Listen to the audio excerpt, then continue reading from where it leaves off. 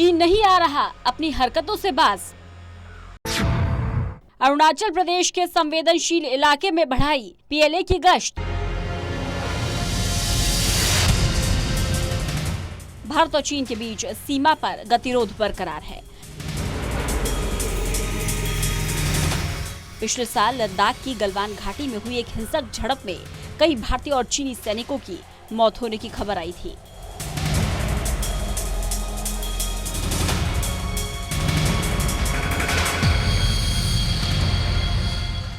इसके बाद दोनों ही देशों के बीच जंग का माहौल हो गया था। कई बार वार्ता हुई, मसलों को सुलझाने की कोशिश की गई।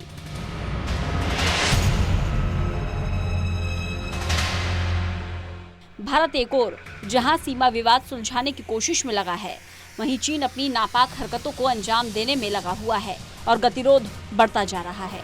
चीन की पीपल्स लिबरेशन आर्मी ने पिछले साल लद्दाख सेक्टर में भारत के साथ जारी गतिरोध के बाद अरुणाचल प्रदेश के संवेदनशील इलाकों में गश्त तेज कर दी है।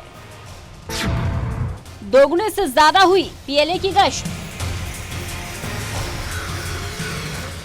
चीन की पीएलए ने सैन्य गतिविधियों की निगरानी के लिए फॉरवर्ड इलाकों में सीनियर चीनी सेना अधिकारियों के दौरे में तेजी देखी और नए शामिल किए गए सैनिकों की निगरानी की और उनके ओरिएंटेशन के लिए क्षेत्र में एरिया डोमिनेशन पेट्रोलिंग भी तेज कर दी है।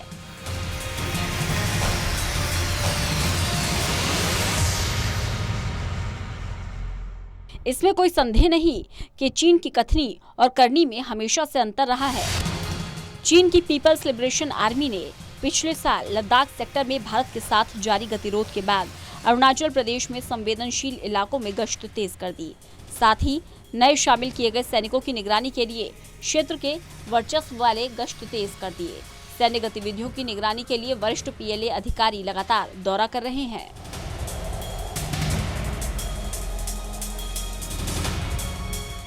उत्तर पूर्व में चीनी गतिविधियों की निगरानी करने वाले 3 वरिष्ठ अधिकारियों के नाम न छापने की शर्त पर बताया गया कि जिन क्षेत्र में भारतीय सेना ने पीएलए की बढ़ी हुई परिचालन गतिविधियों का पता लगाया है, उनमें लुंगरुला, जिमीथांग और बुमला शामिल है। ये सभी पूर्वी क्षेत्र में चीनी आक्रमण के संदर्भ में ऐतिहासिक महत्व के उच्च क्षेत्र हैं।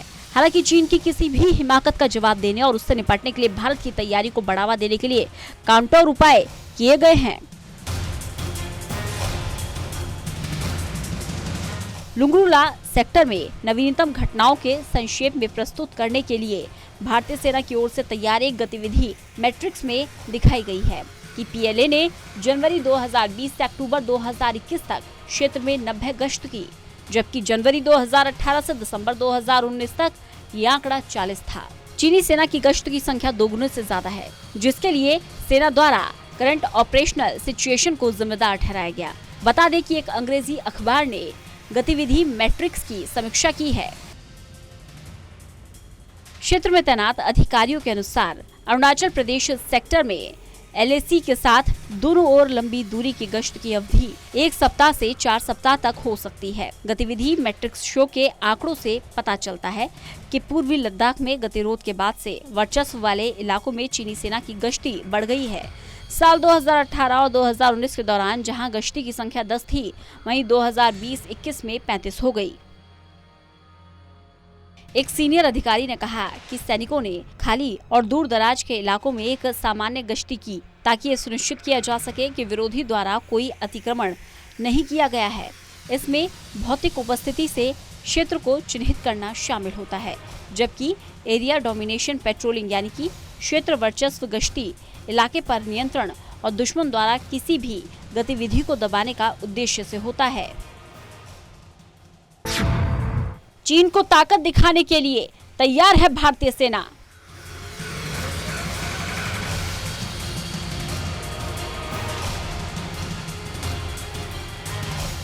गलवान घाटी में हुई हिंसक झड़प के बाद चीन फिलहाल पूरी तरह आक्रामक दिखाई दे रहा है। भारत को युद्ध की ओर धकेलने और उकसाने वाली हरकतों के लिए चीन पूरी कोशिश कर रहा है। विस्तारवादी सोच के लिए विख्यात चीन एलएसी में बदलाव की पूरी कोशिश कर रहा है, लेकिन भारत अपनी क्षेत्र की सुरक्षा के लिए पूरी तरह से तैयार है। एलएसी पर सेना की जो भी तैनाती की गई है वो चीन की तैयारियों के जवाब में है। चीन की तरफ से अगर कोई भी हरकत होती है तो भारत माकूल जवाब देगा। भारत लगातार इस बात पर जोर देता रहा है कि चीन लद्दाख में पहले से अनसुलझे मुद्दों को बातचीत के जरिए सुलझाए। चीनी सेना की तैनाती पर भारतीय सेना लगातार नजर बनाए हुए है। पूर्वी लद्दाख क्षेत्र में भारतीय सेना ने मजबूती के साथ आधुनिक हथियारों और सैनिकों की तैनाती की और स्थिति अभी नियंत्रण में है। भारत ने चीन को मुंहतोड़ जवाब देने के लिए पूर्वी लद्दाख में पहली बार ऊंचाई वाले इलाके में KN-9 ब्रज तोपें भी तैनात की हैं। वहीं भारत ने चीन से लगती पूर्वी सीमा पर करीब 2 महीने पहले ही हथियारों से लैस राफेल विमानों की तैनाती कर दी थी। बहरहाल भारतीय सेना चीन के इरादों को बखूबी जानती है। वह कभी भी अपना पैंतरा बदल सकती है। भारत को पहले से भी चीनी सेना पर भरोसा नहीं। हालांकि सैन्य वार्ता के जरिए कई समस्याओं का हल जरूर निकला है, लेकिन वर्तमान में चीन की हरकतों को देखकर भारत को कोई सकारात्मक उम्मीद नजर नहीं आ रही।